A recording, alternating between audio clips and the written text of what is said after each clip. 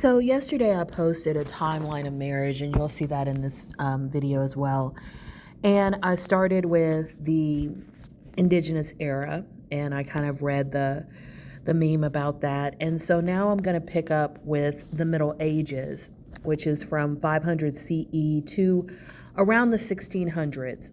And this is when patriarchy and colonization was established. Purity culture was cemented, and women were seen as property passed from father to husband to ensure certainty of lineage. Because under the previous system, which was matrilineal or matriarchal, everybody knew who the mother was. So there was no need for purity culture because inheritance was passing down the mother's line.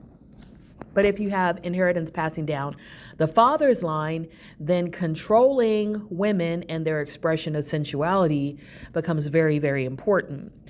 So during this time, from 500 CE to the 1600s, in most places of the world, women had no rights. There was no need for a woman to consent to marriage. Marriage was mostly among the wealthy as a business arrangement, a merger, or to gain political allies. There was the erasure of goddess culture, the proliferation of the three major patriarchal religions, Judaism, Islam, and Christianity, and then men taking credit for women's work. So this period of time was categorized by control, ownership, and silence. And marriage was really a tool of control and lineage. And then if we move on to the next period of time, from the 1600s to the 1930s, compassionate or companionate marriage was promoted. And there is the idea that she should consent to being wed. The law of coverture codified making women legal property. Love was considered no reason for marriage. And there was the hope of growing to love your spouse. So the focus was on obligation, duty, endurance. A lot of people like to mention the word longevity.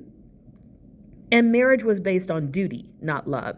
It was based on being a dutiful wife, being a dutiful husband, and no idea of love. And in fact, this is when you see the most emphasis on men being able to do what they want to have their needs met, and the woman having the duty of still keeping the family together. Then we have the 1930s through the 1990s. This is the first time in human history that love is promoted as the primary reason for marriage.